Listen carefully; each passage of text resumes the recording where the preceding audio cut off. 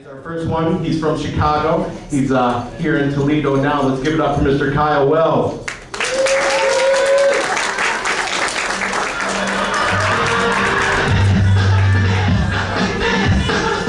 All right, wow, Toledo, oh my God, what a lively city you got here, people. Jeez, oh peach. What do you got? You got the walleye, you got the mud hens, you got the Weiler homes. What else do you really need in the city? Come on, that's right. Hope everyone had a good holiday, whenever you celebrate Christmas, Hanukkah, Kwanzaa, Passover, Boxing Day if you live in Canada, whatever. I hope it was fun. And like most of you I'm sure did, I went out shopping on Black Friday, which is always a mistake. I don't know why I bother going out that day, because Walgreens is always so packed, you know? I think I would have learned my lesson by now. I love Christmas. I love the whole holiday season, being with the family, all my parents, grandparents, all my brothers and sisters, all their kids, my little nieces and nephews, all born out of excessive alcohol consumption and poorly manufactured prophylactics. But I love them. They're my family.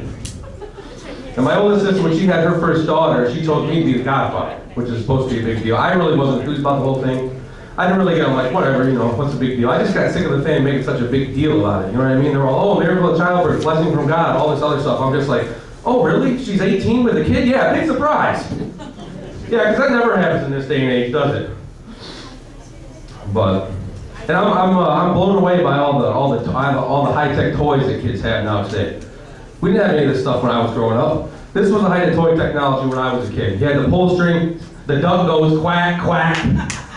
Yeah, see and say, yeah. What else we had? We had bubble mowers and waffle blocks. Evidently, toy manufacturers thought my entire generation would either grow up to be farmers, gay landscapers, or architects with eating disorders. I guess those are the three big career choices out of the 90s. I miss the 90s. Yeah. Any parents in the crowd, I have a little advice for you real quick. I don't want to get too much into it, but if your kids have any kind of artistic vision or outlet or passion or dream, and you don't really support it, do yourself a big favor. Support it when they're around, at least. You know, do us all a favor. Lie to your kids. That's your job as a parent, let's be honest, you know. Because I started doing stand-up 10 years ago. I had no support from my family, and there's nothing worse than that, you know. And I didn't get them, like, what do you guys want from me? You know, it's not like I was, you know, making smut films in the back of a van with teenage runaways. You know, I don't do that anymore. But, you know, I mean, the point is, but yeah, anyway, I was talking about toys, kids' toys. I'm blown away. I mean, I'm blown away by most technology, especially phones. I mean, phones can pretty much do anything now, can't they? And I grew up with the rotary dialer phones. Anybody remember those? Bolted into the kitchen wall. Cord was like 3 feet. You had about 5 inches to move in either direction. You felt like a pit bull chained up in the backyard going back and forth. Be on the phone with your aunt. Yeah, hey, Gladys, yeah, I just got something on the stove over here. You can never quite reach it. You know, and there was no speed dial or anything. You know, you couldn't just press one button and the person's name came up. You had to put in some effort to make a call. You know, you had to stand there and manually dial all 7 numbers, one by one. And if you screwed up, you had to click the big metal thing at the top, start all over again from the beginning. You felt like you were spinning that big-ass Price is Right wheel. You got all winded by the time you're done, you're like, oh, the hell, but I don't feel like talking. Forget it, just hang it up. I'll try it next week. Making a phone call 15 years ago was a lot of work, wasn't it? Those of us remember, you know, we appreciate this new technology. You know, and everyone texts. I personally don't. All my friends do. You know, there was no internet, no texting, no Skyping, you know. People back then actually, get a load of this, use their voices when they wanted to talk to somebody. That was what we did back then. You know, nobody does that now. Nobody gets too much effort, I guess. And you know, to me it just seems like a lot of extra effort, just typing all these cutesy little 3-letter abbreviations, LOL, BFF, WTF, OMG, JK. What? You got something to say, just say it. Jeez, you know? And another thing that bothers me about all this texting and stuff is no one really says anything. And yet somehow you look around, everyone is on their phones all the goddamn time. That doesn't make any sense.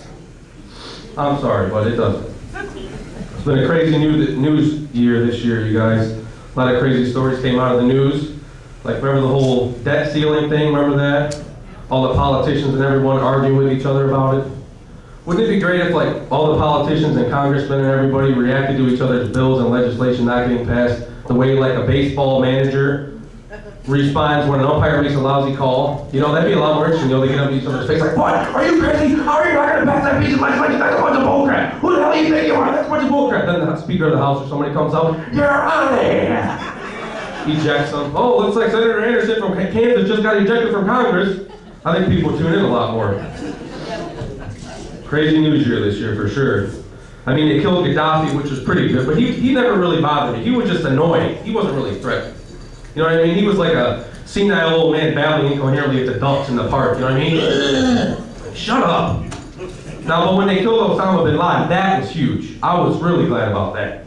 You know, I was reading about this guy. He was one of like 50-something kids. Can you imagine? All those kids, I know people on the east side of that. Jesus Christ. 50-some kids. His mother must have had like a titanium uterus or something. She probably shot them kids out like a Nerf ball zoom. You know what I mean? Like, you know, she probably got to where she did it involuntarily after a while. She'd just be like playing bingo or something. I-19. You know? 50-some kids. Can you believe that, man? Must have sucked to get those hand-me-downs, right? Tell me what, man. And every day, you know, there's always some new terrorism threat somewhere in the world, it seems like. I think they're going about questioning the guys they capture all wrong. You know what I mean? They really want to get these guys to talk. They should scrap all the conventional interrogation methods. Recruit Great Aunt Hilda from the Silver Pines retirement community. That ought to do the trick. I guarantee you, a full-blown dementia patient would be way more useful than any counterterrorism tool they got. Think about it. I don't care how strong you think your will is. You spend 8 hours in a room with the captain of the shuffleboard team over here, repeatedly asking you if her sister Agnes lives in Florida. You will eventually crack. That is what they call geriatric jihad, my friends. Telling you what. Oh boy. Tell you a little bit about my childhood growing up. My family and I, we were very poor. P-O-R-E. Yeah, I went to public school, so that says it all. But you know, even though we had no money, I still had a great family. And like a lot of you, I'm sure did back then, we actually did stuff as a family, you know? Played a lot of board games and stuff, you know, Monopoly, Chutes and Ladders, Candyland, you know? We had a good time. I remember this one game my parents always played with my brothers and sisters and I. It was called Who Gets to Eat Today? And I never won. Oh man, you guys are fun. But, hate to be morbid here, guys, but we all think about dying. Everyone thinks about dying at some point. You know, it's going to happen. There's no stopping it. You know, I personally think I hope I die doing something fun at least. You know, some obituary will read like, Mr. Wells died on the world's tallest, fastest roller coaster. He was thrilled to death. Not, he died in his apartment reading comic books and his Jacob from Twilight pajamas. That's the last thing you're going to read. You don't want that, whether it's true or not. But, and I also thought of something else. I want my funeral service to be treated like a sporting event. You know what I mean? Have my family, they could do the wave after reciting the Lord's Prayer, you know? Like, woo, it's coming back, woo! You know, liven it up a little bit. Do that chant they always do at a baseball game. Da-da-da, da-da, dead! They can have those vendors too, walking around selling stuff during the eulogy, you know? It'd be like, family and friends were gathered here to mourn the passing of Mr. Hot Dog, Nachos, Cotton Candy. As we pay our final respects and he joins God in the eternal promised land, we will all greatly miss Mr. Kyle, David, bear, ice cold bear. I think that would make it a little more fun at least, you know? Oh, news is depressing, no good movies out. I don't go to the movies anymore, it's such a waste of time. They're remaking all these stupid movies that were never really good to begin with. I mean, what is it going to come to eventually? Are they going to just start like combining movies they've already made? Like, are they going to have like The Green 8 Mile? You know, have like 2 prisoners on death row come out rapping, yo, alright look, wearing hoods and everything. Come on, some new stuff, guys. Oh boy, you guys are a lot of fun. Tell you guys one more thing here before I get going for the evening, for the year, really. Hope everyone has a good 2012, by the way. But my last thing for the evening to you people is, I've been doing stand-up about 10 years now. When I started, all the other comedians told me just to treat it as a hobby, because I didn't really have any hobbies. I mean, I used to. Well, I should say I called it a hobby. The police called it arson. But that's neither here nor there. We're not going to get into that. But having no hobbies is actually the reason my ex-girlfriend dumped me, if you can believe that. Isn't that terrible? And you know what, looking back, I figured, she had to have liked guys with hobbies, considering her current boyfriend collects, now get this, food stamps. That's it for me, guys. Thanks a lot. Have a good night.